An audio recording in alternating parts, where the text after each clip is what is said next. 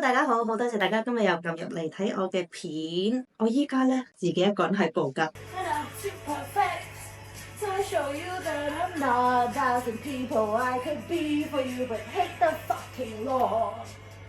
我望住呢個咁靚嘅風景拍呢條片咧，令我覺得好開心。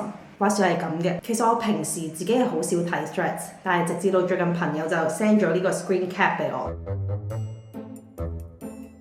其實都幾開心㗎，好似自己嘅努力俾人睇到咁啊！所以今次呢條片呢，我係想同大家分享下我到底做咗啲乜嘢，令到自己嘅狀態越嚟越好，一五一十咁樣話晒俾你哋知。Covid 嗰段時間咧，係我人生比較低潮嘅時間，最唔 fit 嘅時候啊！嗰段時間我真係好唔開心，完全唔鍛鍊啦，食嘢又唔健康啦，啲生活習慣又差啦。你睇翻我當時啲相咧，我成個人係腫晒嘅，同埋我個雙眼係冇咗道光嘅。作為一個美妝博主，主要就係同大家分享我扮靚嘅心得。去到一個位係我連自己嘅模樣我都唔中意，我突然覺得我好似有少少對唔住自己嘅工作，所以我唔忍心再俾自己放縱落去。慢慢學習，我可以好坦誠同自己嘅情緒獨處，勇敢離開一啲對自己生命有負面影響嘅人同埋事，學一啲新嘅興趣，開始研究食物嘅營養，注意飲食，會食 supplement。好快我就已經減咗磅啦。就算你乜嘢都唔做，一個咁巨大嘅體重變化咧，都可以令到你個樣係完全唔同晒。直到依家咧，我都係好自律、好努力咁樣咧去保持住呢一個生活習慣。如果有一排我真係放肆咗，食得太多，可能去旅行啊，食咗好多糖啊、油啊，咁我都會盡量攞翻幾日食清啲，食多啲蛋白質同埋蔬菜，同埋 keep 住有做運動嘅習慣咧，其實就好快會 keep 得翻。所以呢樣嘢咧都要俾翻少少 credit 俾自己。你知唔知我真係對自己好自律同埋好嚴謹，係我應得㗎。同埋審美其實係一件好主觀嘅事嚟㗎，最緊要咧係喺自身已經有嘅條件上面去努力。所以我從來都唔會話我想似邊個人啊，或者係盲目跟風。呢條片我會分享我做咗啲咩醫美項目，但係都要 manage 下大家嘅 expectation 先。依家我走到嚟呢一步，係我好努力喺個人成長方面，每一日都想有少少進步。有好多時候到依家其實都好 struggle，去到每一日無論遇到啲咩事，高高低低都要堅持努力咁樣生活，呢個先係變靚嘅第一步。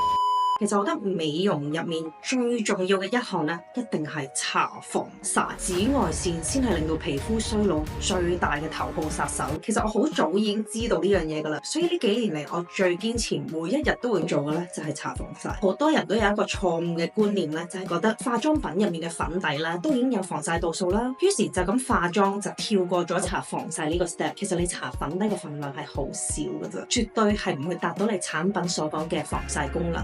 成每一日都搽防曬係預防衰老嘅第一步。我知道好多人唔中意搽防曬嘅原因咧，係因為覺得好厚好焗，你揾唔到一支日常用搽得舒服嘅。咁但係最近我試咗一支防曬，係可以舒服到日日都當護膚品咁樣搽。呢一支咧就係 Sunplay B3 物理防曬 Milk， 佢搽咗上去嘅質地咧，你係完全估唔到佢係一個物理防曬，就好似乳液咁樣，真係啱啱好，好清爽，絕對唔會好似一般嘅防曬咁樣焗。而呢個物理防曬咧，入面主打嘅成分咧係 Zinc Oxide， 可以全面阻擋晒 UVA、UVB， 佢唔會滲透落肌底，所以唔傷皮膚。佢入面仲有高濃度嘅 B3， 又可以提亮你個肌膚，幫你修飾毛孔同埋均勻膚色。咁佢有兩款系列嘅，啱啱咧我就搽咗半邊面，就係呢個藍色。你就咁齋搽呢個防曬咧，你係會覺得個肌底好似已經識發光咁樣，個皮膚咧已經有啲好微微嘅水光感，冇搽粉底都已經好靚咁樣。一支已經有齊防曬同提亮嘅效果，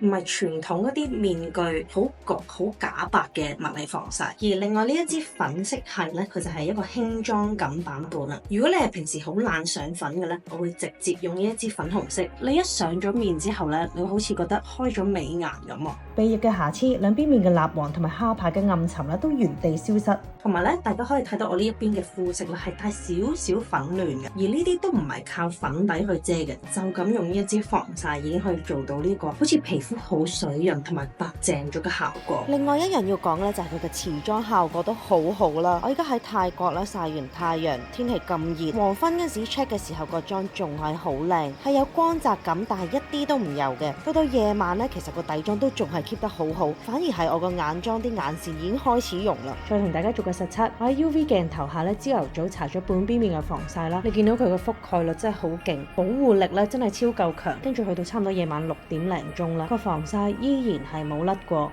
非常持久。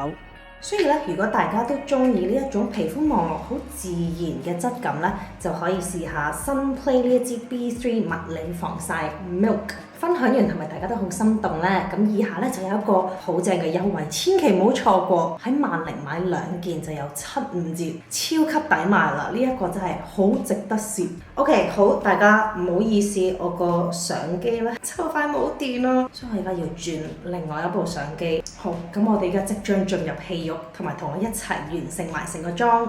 首先講到醫美啦，你就唔夠乖啊！你一定冇睇我呢條片啊！大家有興趣咧，可以睇翻我呢2條片。尤其是係呢一條片咧，我係好坦白同大家分享我每一次去韓國會做嘅醫美項目。點解你會覺得我個樣靚咗，但係又好自然，唔係一個好膠嘅整容樣呢？就係因為我主要做嘅嘢咧，多數都係 focus 緊致提升抗老嘅肌，令到鬆弛嘅皮膚咧係會更加緊貼住你嘅骨相同埋輪廓。尤其是上鏡咧，你望落去個人會精緻咗好多啦。所以我唔會去打一啲填充啊、啲 filler 呢度填啲，嗰度填啲，搞到個人脹卜卜，或者去改變自己個構造。呢個就係好撚緊要嘅嘢咯。因為咧，其實你打任何嘅填充劑入你塊面度咧，都要好小心啦。即係如果個醫生手勢唔好啦，或者個份量控制得唔好啦，你個樣就會好唔自然咯。另外一樣真係好多人都留意到，亦都有問我嘅嘢咧，就係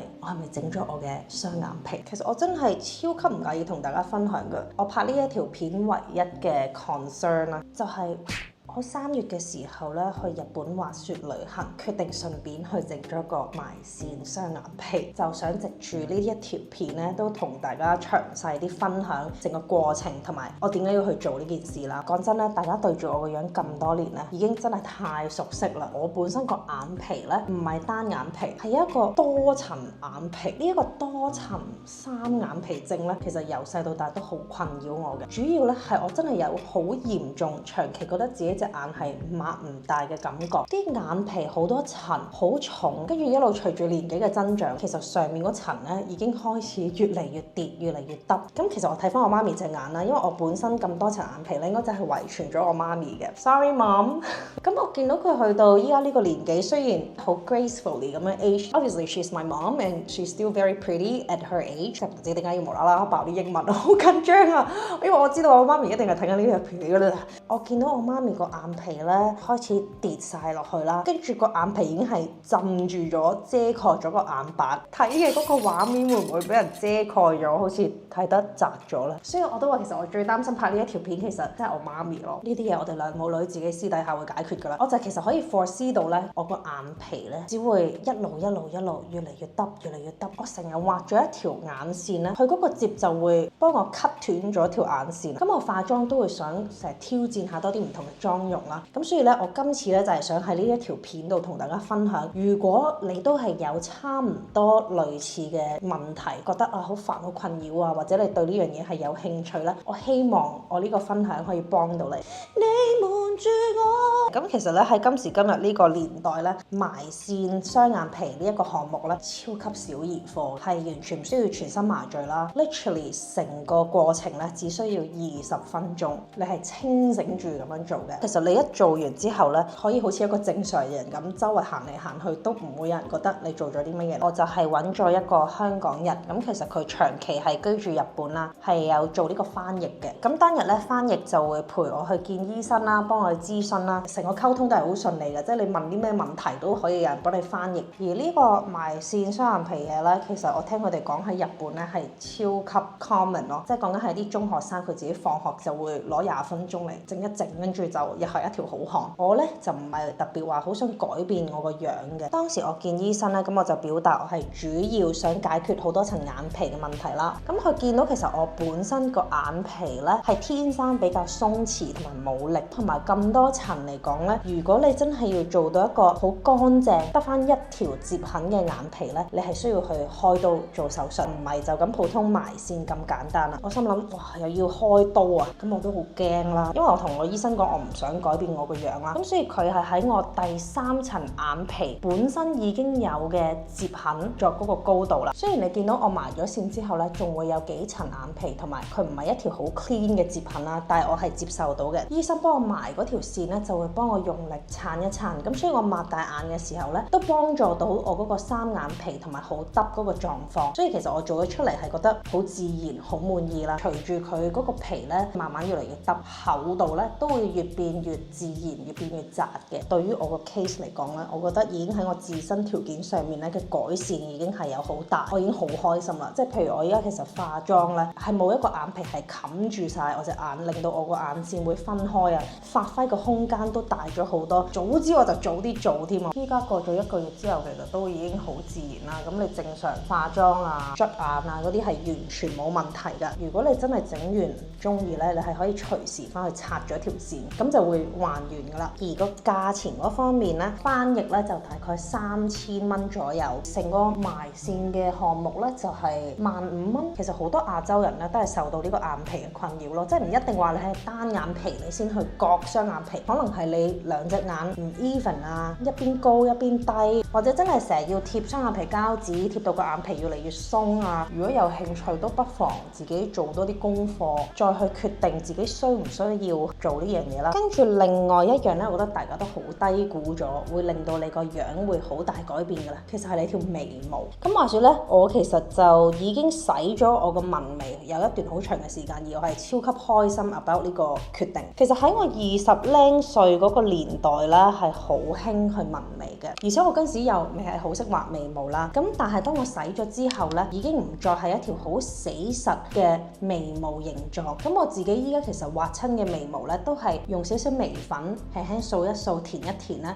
就已經有一個好 soft 嘅效果，淺色啲、柔和啲、自然啲嘅眉毛呢，係會令到你個面上呢更加和諧、更加好睇嘅。所以我覺得大家都可以留意下自己個眉型啦，其實係咪真係符合現代嘅審美同埋啱自己個樣咯？適合自己啱自己嘅眉毛呢，係可以 elevate 咗你成個樣超級多。咁另外講到我最近中意化嘅妝容呢，除咗一條好 soft 嘅眉毛之外呢，我嘅用色呢都係會比較自然，我唔會去用一啲好誇張嘅顏色，所以眼影我會比較淡。但係我好重視嘅呢，就係眼睫毛。咁其實我最近係好中意黐呢啲一束一束嘅眼睫毛，係好自然同埋出嚟效果係好靚嘅。一開始我黐嘅時候呢，真係會比較嘥時間，因為唔係好熟練啦。咁但係經過我好多個月係咁苦練之後呢，我其實5分鐘就已經可以黐晒㗎啦。